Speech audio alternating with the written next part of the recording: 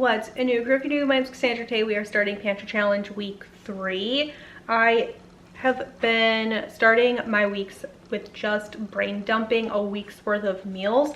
I find it much easier to manage that way. I still have at least an idea on what I'm going to be making for the week. But because it's week 3, I really wanted to focus on random pieces of meats in the freezer and getting a bunch of old canned goods off of the shelf.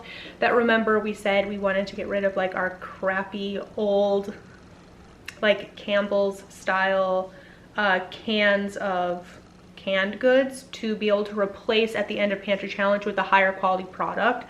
So that's what this meal plan is mostly around. So I'm going to do a chicken and shrimp sauteed in a cast iron. I did that once last week. Myself and my husband, was one of our favorite meals that we've had thus far. I should also preface this by saying my husband and I are eating carnivore right now, and our kids will eat carnivore mostly depending on what the meal is.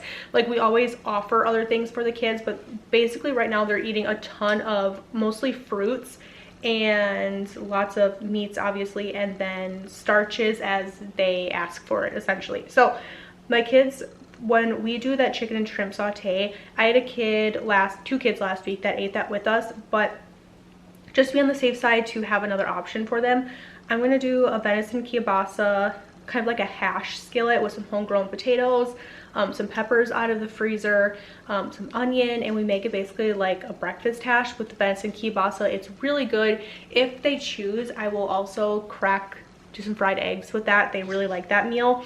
So that way we just have options for them. And if I ever have extras, leftovers, they just go into thermoses for the kids for lunches for the rest of the week, so it never goes to waste. It's basically like my way of meal prepping. Also gonna do burger patties. We've been doing burgers and fried eggs basically once a week for the past like 5 months, and everybody really likes it. It's fantastic. It's a really easy meal, it's a quick meal, and like, it just is a crowd pleaser around here. We're also gonna do Swedish meatballs. This week we have a polar vortex coming through, so I think our highest temperature over the next 5 days is supposed to be like, I don't know, like -23 or something. Like, that's our highest temperature over the next week. So I wanted some meals that were just like a little bit more hearty, a little bit like more cream gravies and things like that. So that's where the Swedish meatballs come in.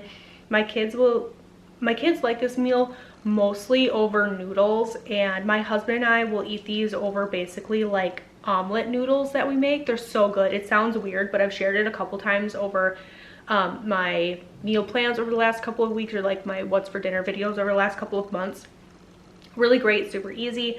I also want to do a shepherd's pie to get a ton of stuff out of the freezer off of the shelf, and I want to do some roasted ham hocks and neck bones, just because that's a cut we don't reach for all the time.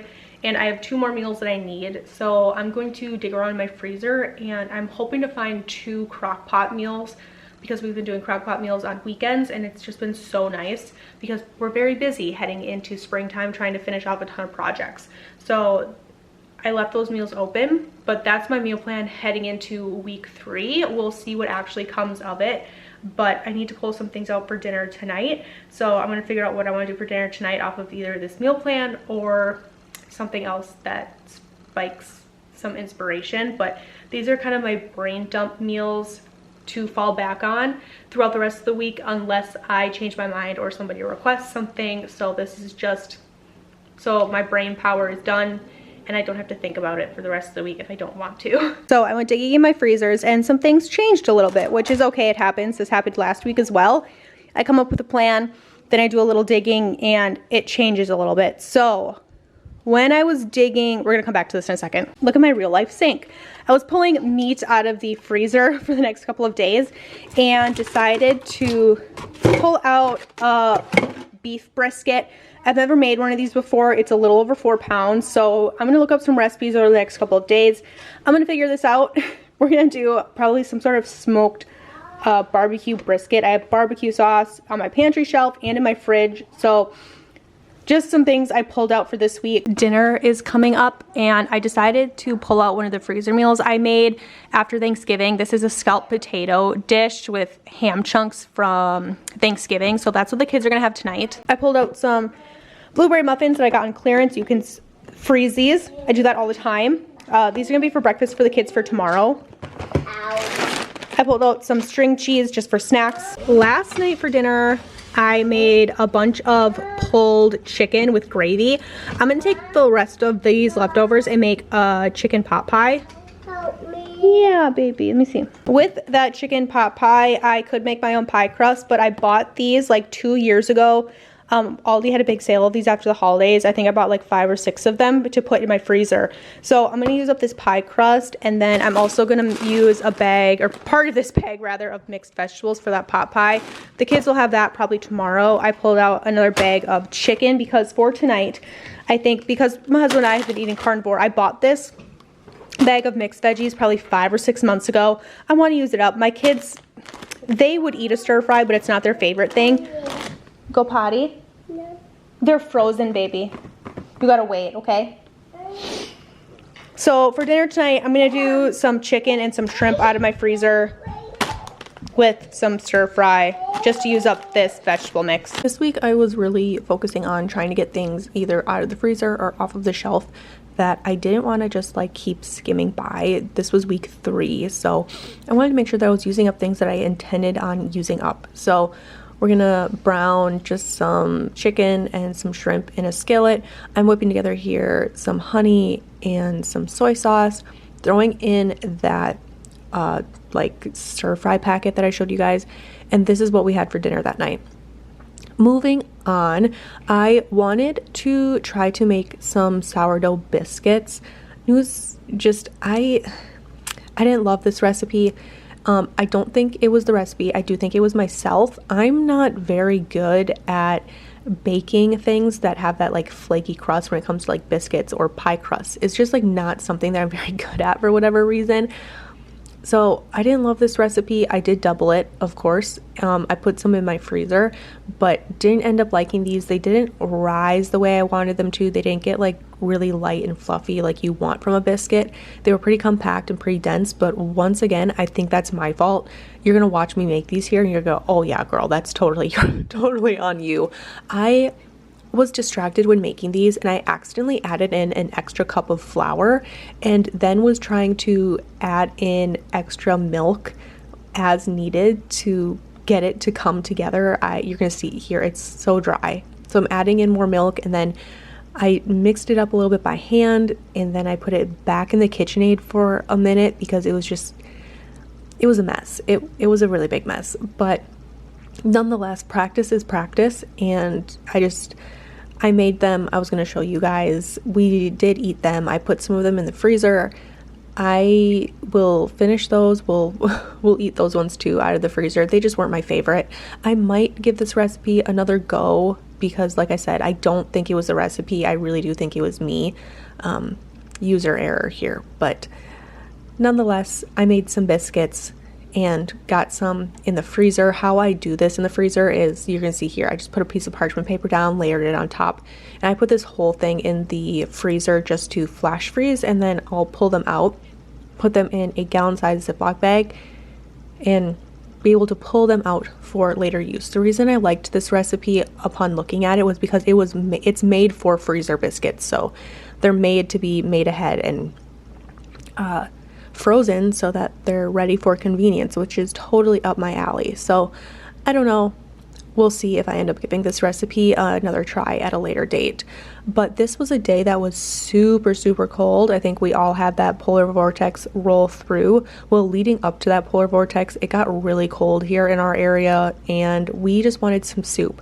So my husband sent me this carnivore soup recipe a while ago. 1 pound of ground beef, 4 ounces of cream cheese, a whole lot of cheddar cheese. I think it was like 2 cups of cheese, about a cup of beef broth, and then you just kind of let that all meld together, and it's a cheeseburger soup. I think the recipe also originally called for bacon. I didn't have that, but that was dinner that night, those biscuits and that soup. It was pretty good. Everybody ate it really well, which is always good for a new recipe. This day I wanted to make a brisket. I've never made a brisket before, so I looked up a couple recipes. Originally, I wanted to put this out on the smoker and smoke it and then finish it in the crock pot, but it was so cold, so we didn't do that. I didn't feel like going outside to reload our smoker every little bit with more wood chips, so it went right in the crock pot. I put in an onion on the bottom, threw my whole brisket in the crock pot. This was about 4 pounds, and seasoned it with basically whatever I had. Pepper, seasoned salt, a little bit of that like buttery mix. It's so good. We absolutely love it. And I actually ended up finding this old like Kentucky barbecue seasoning that we hadn't even opened. So I don't know how long that's been in the pantry, but I used that as well. And this was one of our favorite meals. Everybody loved this meat. It was so tender. It was so juicy. It was like fall apart delicious. It was so good. So I just put that in the crock pot for about 8 hours. That same day, I wanted to make some snacks for the kids. We're getting low on lunchbox snacks, so I found this recipe for like oatmeal jam bars and thought it would be really up my kids' alley. Newsflash, it was not. None of the kids ended up liking these, so Joe and I have been slowly eating them because we think they're good. But you make this crust, you bake it in the oven. I'll link this recipe down below for you as well. But the recipe said to mix like a sweet jam and a tart jam. So I'm using some strawberry jam that we canned over the summer and also some raspberry jam that we canned over the summer as well, just to get that little bit of tart, little bit of sweetness. And it was so good, you guys. Oh my gosh. I highly recommend to make sure that you are mixing a tart jam and a sweet jam or like a mixed berry jam or something. Delicious. So once that bakes in the oven, you're going to top it with your jam. You're going to reserve a little bit of that crumble topping, put the rest of the topping on top, put it back in the oven, bake it for like another 10 minutes, let it completely cool, and then you get these delicious little jam bars. And I was thinking while editing this, what would be so good as well is if you put little cubes of cream cheese just kind of randomly throughout it, and then you would have like this cream cheese, raspberry, strawberry little baked dessert. So good. This is the same day I made the brisket, but I didn't know how the kids were going to feel about the brisket, so I made a backup dinner as well in this chicken pot pie. Pulled pretty much everything out of the freezer. It was perfect.